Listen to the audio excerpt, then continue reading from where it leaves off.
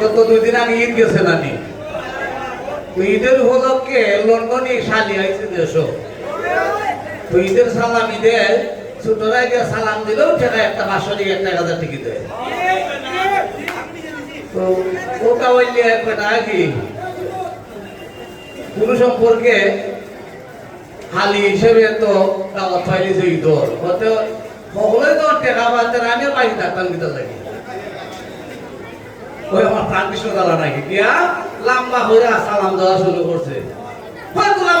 তুমি না আমার বড় বোন জামাই, তুমি আমার সালাম করো। ওইটা নাই নগদ ফাইলে কয় তোর হইলে আরো চিন্তা করতাম পারি। নগদের খাতা ওই যে বাকি নাই নগদ দিব, নগদের লাগে তোর হইলে শালির ভাও তোর। আমার দাদাই কিন্তু একটু ইশারা করে গেছে, সমস্যা নাই। ভগবান শ্রীকৃষ্ণ জন্মরহিত অভ্যাস হয়ে নিজের শক্তির বলে নিজের দেহ ধারণ করিতে পারে। সেই শক্তি বা প্রাকৃতিক ঈশ্বরের সৃষ্টি বিশ্বব্রহ্ম। দুষ্টের দমন শত্রুর, দুষ্টের দমন সৃষ্টি পালন সাধু রত্নদরণ সংস্থাপন করি হেতু মায়াকে শিকার যুগে যুগে অবতীর্ণ হলেন বারে বার প্রমাণ গীতা, অর্থাৎ জ্ঞান যুগের সপ্তম এবং চতুর্থ অধ্যায়ের ষষ্ঠ এবং সপ্তম শ্লোকে বলছে যাই হোক, তিনি ভগবান, তিনি হচ্ছেন জগতের পালন সৃষ্টি সবকিছু মূলাধার এবং ওনার লীলা খেলাই হচ্ছে সর্বসৃষ্টির মূলে। তো আজকে যেহেতু উনি রাধা রানী ভূমিকায় ওনার অভিনয়টা বেছে নিয়ে আমাকে প্রশ্ন করছে যে ভগবান শ্রীকৃষ্ণ উনি যদি স্বয়ং ভগবান, তাহলে উনি একটা রাজপ্রাসাদে বা একটা বড় অট্টালিকায় জন্ম না নিয়া একটা আসামির মতন কারাগারে জন্ম নেওয়ার কারণটা কি? এটাই তো প্রশ্ন। ধন্যবাদ, চেষ্টা করবো ওনার প্রশ্নের জবাব দেওয়ার। তবে একটা কথা হচ্ছে, যেটুকু জানি সেইটুকু বলবো, মিথ্যা কথা বলবো না। মিথ্যা বলিয়া স্বর্গে যেতেও চাই না।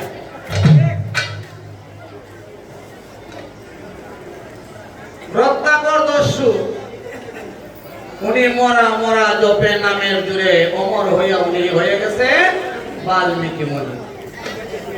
কিন্তু ওনার পুত্র হরি, এটা আমার জানা নাই, তবে এটা ঘটনা ছিল, এটা শাস্ত্র মধ্যে পাওয়া যায়। অজামিল নামে এক পাষাণ হৃদয় ব্যক্তি ছিলেন। সে ধর্ম কাজে বিশাল সম্পদ পেয়েও ধর্ম কাজে একটা টাকাও ব্যয় করতো না, ধর্মের প্রতি মন ছিল না।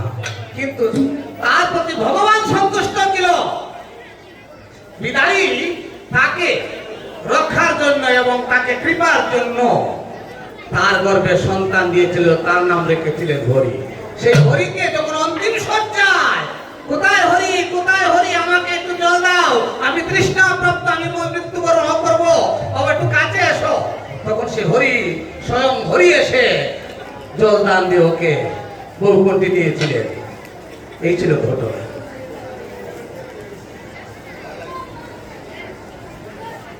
এখন উনি ওনার ধারার বাইরে কিছু গান করলেন। আগে আমি আমার মন থেকে একটা গান করি।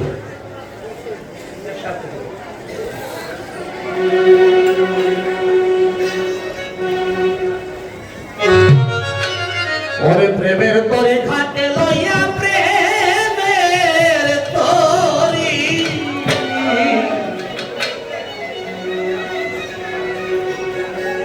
প্রেমের তরি ঘাটে লইয়া সাজিলাম দেওয়ানে অবরাই বিনোদিনী।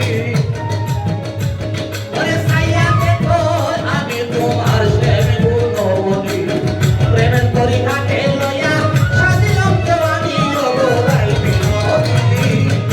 ছেড়ে দেখো আমি তোমার প্রেম গুণবতী, ওগো ছেড়ে দেখো আমি তোমার প্রেম গুণবতী।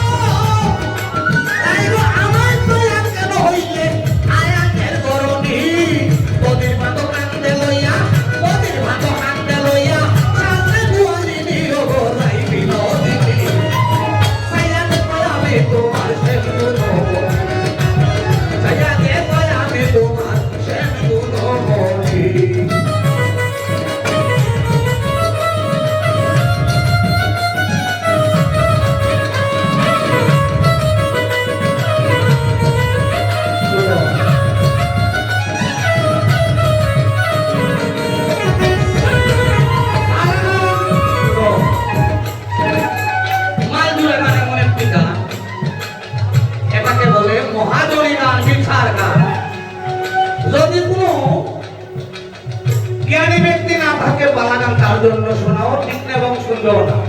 যারা শাস্ত্র জ্ঞান নাই তাদের জন্য বালাগান নাই। এই গানটা শুনতে হলে ধৈর্যের প্রয়োজন।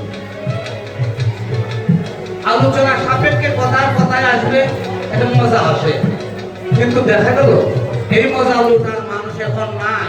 ধৈর্যের বাদ ভেঙে সবাই চলে গেছে। এবার আমার যে কথাটা হলো যে আমার রাধারানী, আমি জানি তুমি আমার প্রাণের প্রিয়, প্রাণের শরীরা, আমার সঙ্গে তুমি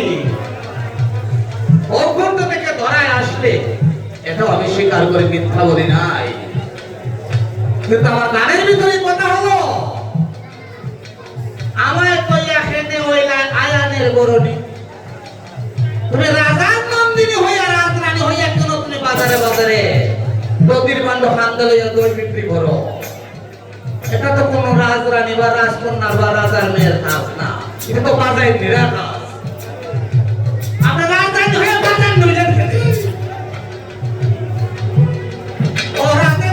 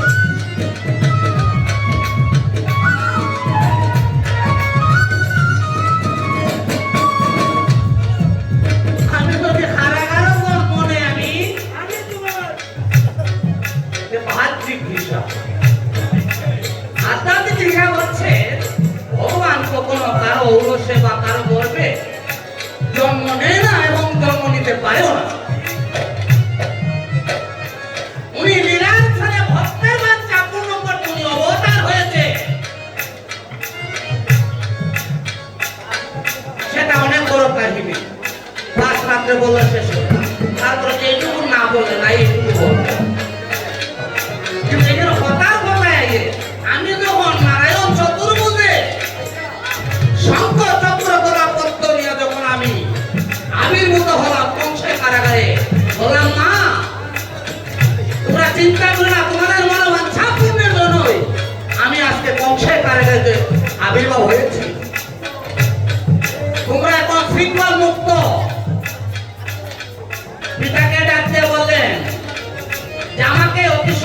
তুমি নন্দালয়ে নিয়ে সেখানে নন্দরানীর ঘরে যে একটি কন্যা সন্তান হচ্ছে, তুমি আমাকে এখানে রাইখা তুমি নিয়ে আসবে।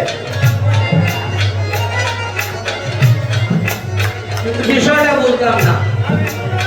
আমি তো স্বয়ং নারায়ণ শঙ্কর চক্র কথা পদ্ম নিয়ে আবির্ভাব হয়েছি, তুমি তো তাহলে যে খানি হইয়া জন্ম দিলা। কোন ভাব করে জন্ম দিলা? এই যে অন্ধ হইয়া জন্ম দিলা কি তাহলে?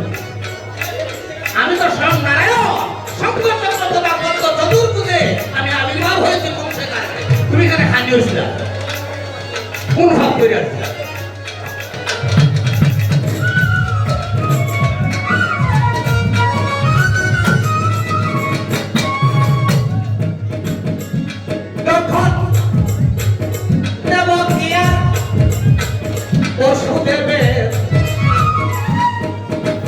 বিবাহ হইল দেবক রাজার বর্তমানে সেই কংসই ছিল সেই মথুরা রাজা। তো এখন আপন যেটা তখন যেহেতু যেটা নাই তাদের দায় দায়িত্ব নিজে নিয়ে সেই দেবক রাজার 7টা কন্যাকে একটা সুপাত্র দেখে বিয়া দিছে, অতি ধুমধাম করে বিয়া দিছে।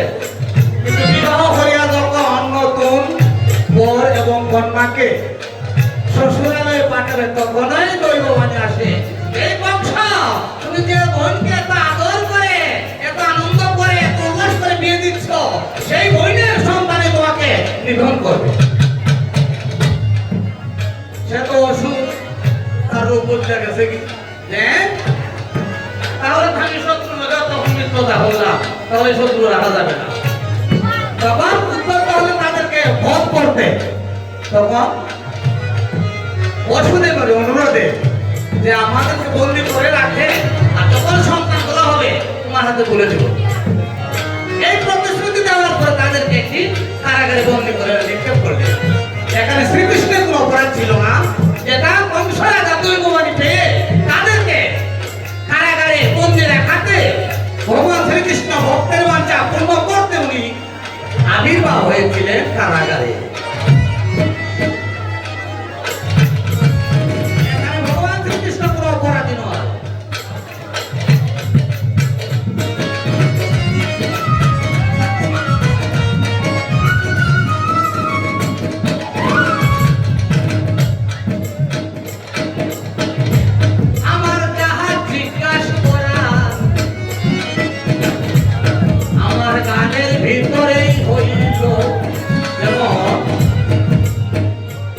প্রথম গানের প্রথম অন্তরটাই ছিল, আমার ছেলে কেন হইলা আয়ানের বরণী, নদীর বান্ধব কান্দে নিয়া সালতার গোয়ালি। এটাই মানুষ। তুমি যদি প্রাণ দিয়েছে ভালোবাসো ভগবান শ্রীকৃষ্ণকে, তাহলে কেন তুমি ভগবান শ্রীকৃষ্ণকে চাইলে তুমি আরেকজনের ঘরে যাও? তাহলে কেন কি তার লাগে?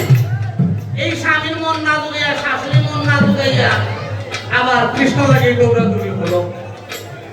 আর এই কলঙ্কের বোঝা সারা জীবন টানো, যে কোন অভিশাপ দিলাইছে যখন মা বাপে দিলাইছে যখন পেট কলেও পারলে হোক জামাই তো জামাই হোক স্বামী সেবা করতায় জামাই তুই আবার কৃষ্ণ লাগে দৌড়াদৌড়ি করো, লাভ নাই সরম নাই, এই বেলাদের লাগান, এর কারণটা কি?